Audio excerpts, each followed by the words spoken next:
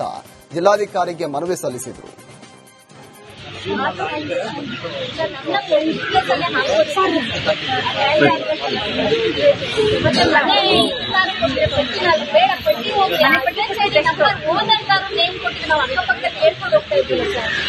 ಯಾವ್ದು ಇಲ್ಲ ಸರ್, ಮನೆ ಹುಡ್ಕದೆ 4 ದಿನ ಆಗಿದೆ ಸರ್. ಏನ್ ಮಾಡೋದು? ಹೊಡೆಯಕ್ಕೆ ಬಂದಿದ್ರು ಸರ್ ಇವತ್ತು. ರೇಷನ್ ಕಾರ್ಡ್ ತಗೊಂಡು ಮಕ್ಕಳನ್ನ ಬಿಟ್ಟು ಹೋಗ್ತೀವಿ, ನೀನ್ ಯಾರು ಮನೆಗೆ ಬರಕ್ಕೆ ಗೇಟ್ ತೆಗಿಯಕ್ಕೂ ಅವ್ರು ಪರ್ಮಿಷನ್ ಬೇಕಂತೆ ಸರ್. ಅದು ಹೊಡೆಯಕ್ಕೆ ಬಂದಿದ್ರು ಸರ್. ನಮ್ ಬೀದಿ ಸುತ್ತೋರು ನೀವ್ಯಾಕೆ ಬರ್ತೀರಾ ನಮ್ಮ ಮನೆಗೆ? ಈಗ ಅವ್ರ ಆತರ ಅಂದಾಗ ನಾವ್ ಏನ್ ಮಾಡ್ಬೇಕು ಖಾಲಿ ಬಿಡಂಗೂ ಇಲ್ಲ ಸರ್. ಆ ಮನೆನ ಏನ್ ಮಾಡ್ಬೇಕು ಹೇಳಿ ಸರ್. ಒಬ್ಬರಿಗೆ 4 ಹ್ಯಾಬಿಟೇಷನ್ ಹಾಕಿದ್ದಾರೆ ಸರ್. ನನಗೆ 4 ಹಳ್ಳಿಗೆ ಹಾಕಿದ್ದಾರೆ ಸರ್. ಒಂದು UHID ಒಂದು ಹಳ್ಳಿಲಿದ್ರೆ ಇನ್ನೊಂದು ನೋಡ್ಬೇಕು, ಇನ್ನೊಂದು ಹಳ್ಳಿ ಹೋಗ್ಬೇಕು. ಬಸ್ ಫೆಸಿಲಿಟಿ ಇಲ್ಲ. ಎಲ್ಲರೂ ಒಂದೇ ಇರ್ತಾರೆ ಸರ್. ನಮಗೆ ಹುಡ್ಕೋದೆ ಬಹಳ UHID ನಂಬರ್ ಎಲ್ಲ UHID ಹೋದ್ರೆ ಸರ್, ಅದು UHID ನಂಬರೇ ಇಲ್ಲ. ಕೋಲಾರದಲ್ಲಿ ಕೂಡ ಜಾತಿ ಗಣತಿ ಗೊಂದಲ ಸಿಬ್ಬಂದಿಯನ್ನ ಹೈರಾಣು ಮಾಡಿದೆ. ನಿವೃತ್ತಿ ಹಂತದಲ್ಲಿರುವಂತಹ ಮಾಲೂರು ತಾಲೂಕು ಪಡುವನಹಳ್ಳಿ ಗ್ರಾಮದ ಶಿಕ್ಷಕ ಪ್ರಕಾಶ್ ಕಣ್ಣಿನ ಸಮಸ್ಯೆಯಿಂದ ಬಳಲ್ತಾ ಇದ್ದಾರೆ. ಆದ್ದರಿಂದ ಇವರ ಸಹಾಯಕ್ಕೆ ಮಗಳು ನೆರವಿಗೆ ಬಂದಿದ್ದಾಳೆ. ಆರೋಗ್ಯ ಸಮಸ್ಯೆಯಿಂದಾಗಿ ಮಗಳ ಸಿಂಧು ಸಹಾಯ ಪಡೆದು ಸರ್ವೆ ಕಾರ್ಯವನ್ನು ನಡೆಸ್ತಾ ಇದ್ದಾರೆ. ಆದರೆ ತಾಂತ್ರಿಕ ಸಮಸ್ಯೆಯಿಂದ ಕಿರಿಕಿರಿ ಉಂಟಾಗ್ತಾ ಇದ್ದು ಗಣತಿ ಕಾರ್ಯದಿಂದ ಕೈಬಿಡಿ ಅಂತ ಮನವಿ ಕೂಡ ಮಾಡ್ತಾ ಇದ್ದಾರೆ. ಜಾತಿ ಗಣತಿಗೆ 108 ಸಮಸ್ಯೆಗಳು ಎದುರಾಗಿದೆ. ಹಳ್ಳಿಗಳಲ್ಲಿ ಸಮೀಕ್ಷೆಗೆ ನೆಟ್ವರ್ಕ್ ಸಮಸ್ಯೆ ಎದುರಾಗಿ ಶಿಕ್ಷಕರು ಪರದಾಟ ನಡೆಸ್ತಾ ಇದ್ದಾರೆ. ಬೀದರ್ ಜಿಲ್ಲೆಯ ಬೇಲೂರು ಗ್ರಾಮದಲ್ಲಿ ನೆಟ್ವರ್ಕ್ಗಾಗಿ ಸಿಬ್ಬಂದಿ ನೀರಿನ ಟ್ಯಾಂಕ್ ಏರಿದ್ರು. ಹುಲಸೂರು ತಾಲೂಕಿನ ಮಿರಕಲ್ ಗ್ರಾಮದಲ್ಲಿ ಸಿಬ್ಬಂದಿ ಬೇವಿನ ಮರ ಏರಿದ್ದಾನೆ. ರಾಜ್ಯಾದ್ಯಂತ ನಡೀತಾ ಇರುವಂತಹ ಜಾತಿ ಗಣತಿಗೆ ಸರ್ವರ್ ಸಮಸ್ಯೆಯ ದೊಡ್ಡ ತೊಡಕಾಗಿದೆ. ಸರ್ವರ್ ಸಮಸ್ಯೆಯಿಂದ ಆ್ಯಪ್ ಓಪನ್ ಆಗದೆ ಶಿಕ್ಷಕರು ಪರದಾಡ್ತಾ ಇದ್ರು. ಯಾದಗಿರಿ ಜಿಲ್ಲೆಯಾದ್ಯಂತ ಆ್ಯಪ್ ಸಮಸ್ಯೆಯಿಂದ ಶಿಕ್ಷಕರಿಗೆ ಸಂಕಷ್ಟ ಎದುರಾಗಿದೆ. ಕೆಎಸ್ಡಿಸಿ ಹೊಸ ಆ್ಯಪ್ ಡೌನ್ಲೋಡ್ ಮಾಡಿದ್ರೂ ಕೂಡ ಓಪನ್ ಆಗ್ತಿಲ್ಲ ಅಂತ ಗುರುಮಠಕಲ್ ತಹಶೀಲ್ದಾರ್ ಎದುರು ಸಿಬ್ಬಂದಿ ನೋವನ್ನ ತೋಡಿಕೊಂಡಿದ್ದಾರೆ. ಜಾತಿ ಸಮೀಕ್ಷೆ ನಡೆಸಲು ಶಿಕ್ಷಕರು ಪರದಾಡ್ತಾ ಇದ್ದಾರೆ. ಈ ಹಿನ್ನೆಲೆ ಮಾಲೂರು ತಾಲೂಕಿನ ಇಒ ಕೃಷ್ಣಪ್ಪ ಎದುರು ಶಿಕ್ಷಕರು ತಮ್ಮ ಅಸಹಾಯಕತೆಯನ್ನ ಹೇಳಿಕೊಂಡರು. ಸರ್ವರ್ ಸಮಸ್ಯೆಯಿಂದ ಆ್ಯಪ್ ಓಪನ್ ಆಗ್ತಿಲ್ಲ, ಗುರುತಿಸಿದ ಸ್ಥಳಗಳನ್ನು ಹುಡುಕಲು ಸಾಧ್ಯವಾಗ್ತಿಲ್ಲ. ಜಾತಿ ಸಮೀಕ್ಷೆಗೆ ಸಾಕಷ್ಟು ತೊಂದರೆ ಎದುರಾಗ್ತಾ ಇದೆ. ಕೆಲವರು ಮನೆಗೆ ಬೀಗ ಹಾಕಿರ್ತಾರೆ. ಇದೆಲ್ಲದರ ನಡುವೆ ತಾಂತ್ರಿಕ ಸಮಸ್ಯೆ ಎದುರಾಗ್ತಾ ಇದೆ.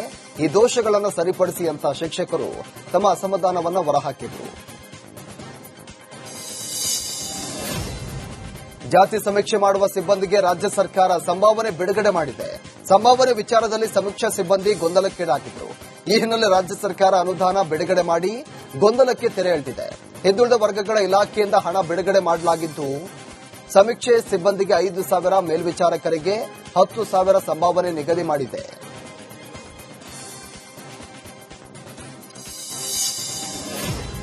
ಜಾತಿ ಜನಗಣತಿ ಬಗ್ಗೆ ಕೇಂದ್ರ ಸಚಿವ ಪ್ರಹ್ಲಾದ್ ಜೋಶಿ ವಿರೋಧವನ್ನು ವ್ಯಕ್ತಪಡಿಸಿದ್ದು, ನೈಜ ಸಮಸ್ಯೆಗಳನ್ನು ಡೈವರ್ಟ್ ಮಾಡಲು ಈ ಸಮೀಕ್ಷೆ ನಡೀತಾ ಇದೆ. ರಸ್ತೆಗಳಿಲ್ಲ, ರಾಜ್ಯದ ಆರ್ಥಿಕ ಪರಿಸ್ಥಿತಿ ಹದಗೆಟ್ಟು ಹೋಗಿದೆ. ಆದರೂ ಇವರು ಸರ್ವೆ ನಡೆಸಲು ಮುಂದಾಗಿದ್ದಾರೆ ಹೀಗಂತ ಹೇಳಿಕೆಯನ್ನು ಕೊಟ್ಟಿದ್ದಾರೆ. ಅಲ್ಲದೆ ಈ ಹಿಂದೆ 175 ಕೋಟಿ ಖರ್ಚು ಮಾಡಿ ಸರ್ವೆಯನ್ನ ಮಾಡಿ 16 ಸಂಪುಟ ಸಭೆಯಲ್ಲಿ ಚರ್ಚೆ ಮಾಡಿದ್ರು. ಬಳಿಕ ವರದಿಯನ್ನ ಕಸದ ಬುಟ್ಟಿಗೆ ಎಸೆದ್ರು ಅಂತ ಕೇಂದ್ರ ಸಚಿವ ಪ್ರಹ್ಲಾದ್ ಜೋಶಿ ಕಿಡಿಕಾರಿದ್ರು. ಈ ಸಮೀಕ್ಷೆ ಹೆಸರಿನಲ್ಲಿ ಇರುವಂತಹ ನೈಜ ಸಮಸ್ಯೆಗಳನ್ನು ಡೈವರ್ಟ್ ಮಾಡುವಂತಹ ಒಂದು ಪ್ರಯತ್ನ ಇದೆ. ರಸ್ತೆ ಇಲ್ಲ, ರಾಜ್ಯದ ಆರ್ಥಿಕ ಸ್ಥಿತಿ ಹದಗೆಟ್ಟು ಹೋಗಿದೆ, ಯಾವ ಕ್ಷೇತ್ರದಲ್ಲಿಯೂ ಸಹಿತ ಅಭಿವೃದ್ಧಿ ಕಾಮಗಾರಿಗಳು ನಡೀತಾ ಇಲ್ಲ, ಗುಂಡಿ ಮುಚ್ಚಲಿಕ್ಕೆ ಹಣ ಇರಲಾರದಂತಹ ಸ್ಥಿತಿಗೆ ಇವರು ಬಂದು ತಲುಪಿದ್ದಾರೆ.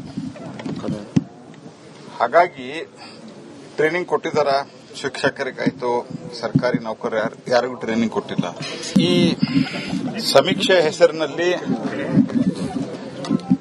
ಇರುವಂತಹ ನೈಜ ಸಮಸ್ಯೆಗಳನ್ನು ಡೈವರ್ಟ್ ಮಾಡುವಂತಹ ಒಂದು ಪ್ರಯತ್ನ. ಕರ್ನಾಟಕದಲ್ಲಿ 75% ಜನ ಬಿಪಿಎಲ್ ಕಾರ್ಡ್ ವ್ಯಾಪ್ತಿಗೆ ಒಳಪಡ್ತಾರೆ. ರಾಜ್ಯದಲ್ಲಿ 1.28 ಕೋಟಿ ಬಿಪಿಎಲ್ ಕಾರ್ಡ್ನಲ್ಲಿ 4.50 ಕೋಟಿ ಜನ ಫಲಾನುಭವಿಗಳಿದ್ದಾರೆ.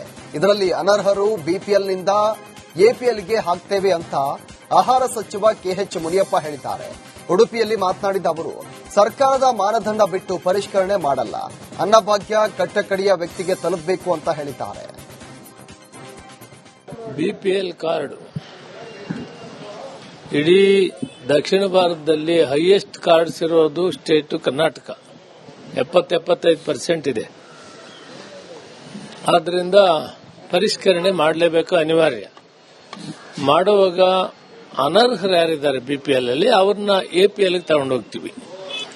ಯಾರಾದರೂ ಬಿಪಿಎಲ್ ಅಪ್ಪಿತಪ್ಪಿ ಎಪಿಎಲ್ಗೆ ಹೋಗಿದ್ದಾರೆ ಅವ್ರಿಗೆ 24 ಗಂಟೆ ಒಳಗಡೆ ಅವ್ರ ಅರ್ಜಿ ಹಾಕಿದ್ರೆ ತಕ್ಷಣ ಮತ್ತೆ ಅವ್ನ ಬಿಪಿಎಲ್ ಅಲ್ಲಿ ಉಳಿಸಿ ಅವರಿಗೆ ದವಸ ಧಾನ್ಯಗಳನ್ನು ಕೊಡೋದನ್ನ ಮಾಡ್ತೀವಿ. ಚಾಲು. ಮಡಿಕೇರಿ ಯುವ ದಸರಾ ಪ್ರಯುಕ್ತ ಶ್ವಾನ ಪ್ರದರ್ಶನ ನಡೆಸಲಾಯಿತು. ಗಾಂಧಿ ಮೈದಾನದಲ್ಲಿ ನಾಯಿಗಳು ಪ್ರೇಕ್ಷಕರ ಗಮನ ಸೆಳೆಯಿತು. ಪ್ರದರ್ಶನದಲ್ಲಿ ನೂರಾರು ನಾಯಿಗಳು ಭಾಗವಹಿಸಿದ್ರು. ನಾಯಿ ನೋಡಲು ಸಾವಿರಾರು ಶ್ವಾನ ಪ್ರಿಯರು ಆಗಮಿಸಿದ್ರು. ಎಲ್ಲಾ ತಳಿಯ ನಾಯಿಗಳಿಗೂ ಪ್ರತ್ಯೇಕ ಬಹುಮಾನ ನೀಡಲಾಯಿತು.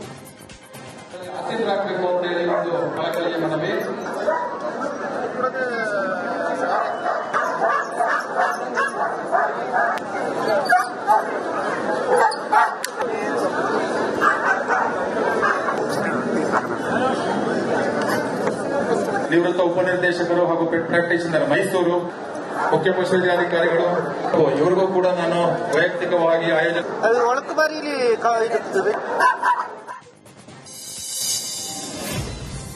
ಶಿವಮೊಗ್ಗ ನಗರದಲ್ಲಿ ದಸರಾ ವೈಭವ ಕಳೆಗಟ್ಟಿದೆ. ಜಂಬೂ ಸವಾರಿ ಹಿನ್ನೆಲೆ ಗಜಪಡೆ ತಾಲೀಮು ಆರಂಭಿಸಿದೆ.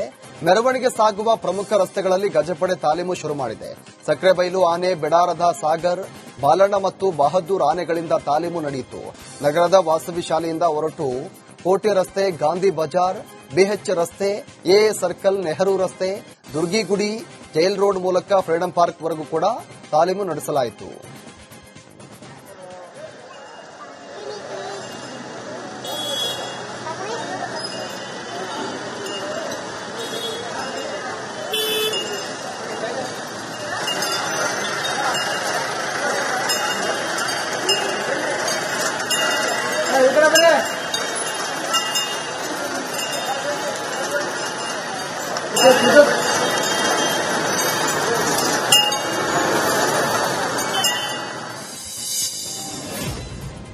ಗದಗದ ಹುಡುಕೋ ಕಾಲೋನಿಯಲ್ಲಿ ಡಾಕ್ಟರ್ ಶಿವಶರಣೆ ನೀಲಮ್ಮ ತಾಯಿ ಆಧ್ಯಾತ್ಮ ವಿದ್ಯಾಶ್ರಮಕ್ಕೆ ನವರಾತ್ರಿ ಹಬ್ಬದ ಸಂಭ್ರಮ ಮನೆ ಮಾಡಿದೆ.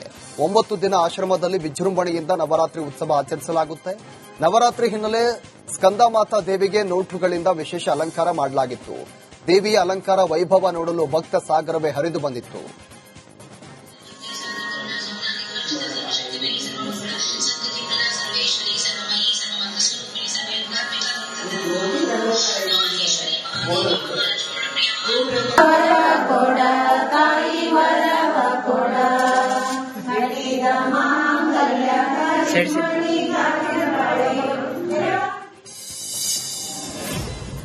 ಕೃಷ್ಣರಾಜ ಸಾಗರದಲ್ಲಿ ಕಾವೇರಿ ಮಾತೆಗೆ ಗಂಗಾರತಿ ಮಾಡಲಾಯಿತು. ಸುಮಾರು 20 ನಿಮಿಷ ಕಾವೇರಿ ಆರತಿ ಕಾರ್ಯಕ್ರಮ ನಡೆಸಲಾಯಿತು. ಇದೇ ಮೊದಲ ಬಾರಿಗೆ ಕೆಆರ್ಎಸ್ನಲ್ಲಿ ಕಾವೇರಿ ಆರತಿ ಕಾರ್ಯಕ್ರಮ ಹಮ್ಮಿಕೊಳ್ಳಲಾಗಿತ್ತು. ಹಲವು ಮಠಗಳ ಸ್ವಾಮೀಜಿಗಳ ಸಮ್ಮುಖದಲ್ಲಿ ವೈದಿಕರು ಕಾವೇರಿ ಆರತಿ ಮಾಡಿದ್ರು. ಡಿಸಿಎಂ ಡಿಕೆ ಶಿವಕುಮಾರ್ ದಂಪತಿ ಕಾವೇರಿ ಆರತಿಯಲ್ಲಿ ಭಾಗಿಯಾಗಿದ್ರು.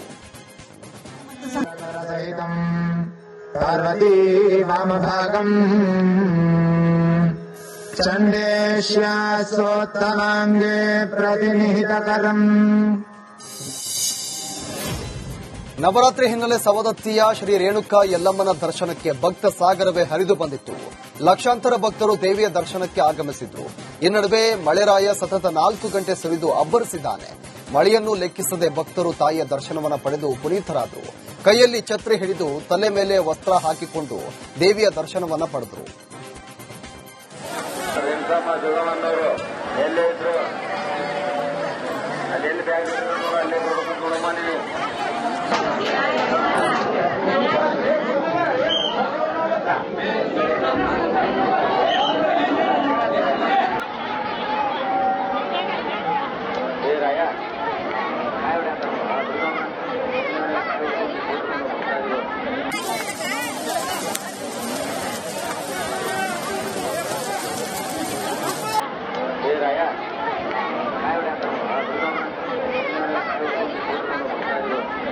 ಅಲ್ಲ ರಾಣಿಬೆನ್ನೂರು ದೂರ ತಾಂಡದಿಂದ ಬಂದ ಮಹಾರಾಷ್ಟ್ರದ ಉಜ್ಜನಿ ಜಲಾಶಯದಿಂದ ಭೀಮಾ ನದಿಗೆ ಅಪಾರ ಪ್ರಮಾಣದ ನೀರು ಬಿಡಲಾಗಿತ್ತು. ಇದರಿಂದ ಗ್ರಾಮಗಳಲ್ಲಿ ನೀರು ನುಗ್ಗಿ ಅವಾಂತರವೇ ಸೃಷ್ಟಿಯಾಗಿತ್ತು. ಈ ಹಿನ್ನೆಲೆ ಪ್ರವಾಹ ಪೀಡಿತ ಪ್ರದೇಶಗಳಿಗೆ ಸಚಿವ ಪ್ರಿಯಾಂಕ್ ಖರ್ಗೆ ಭೇಟಿ ನೀಡಿದರು. ಅಫಜಲಪುರ ತಾಲೂಕಿನ ಗಣಗಾಪುರ, ಸೊನ್ನ ಸೇರಿದಂತೆ ವಿವಿಧ ಗ್ರಾಮಗಳಿಗೆ ಭೇಟಿ ನೀಡಿ ಪರಿಶೀಲನೆ ಕೂಡ ಮಾಡಿದ್ರು. ಮುಳುಗಡೆ ಪ್ರದೇಶ ವೀಕ್ಷಣೆ ಮಾಡಿ ಸಹಾಯ ಕೇಂದ್ರಗಳನ್ನು ತೆರೆಯುವಂತೆ ಕೂಡ ಸೂಚನೆ ಕೊಟ್ಟರು. ಹೋಗ್ಬೇಡಿ ಮೊಬೈಲ್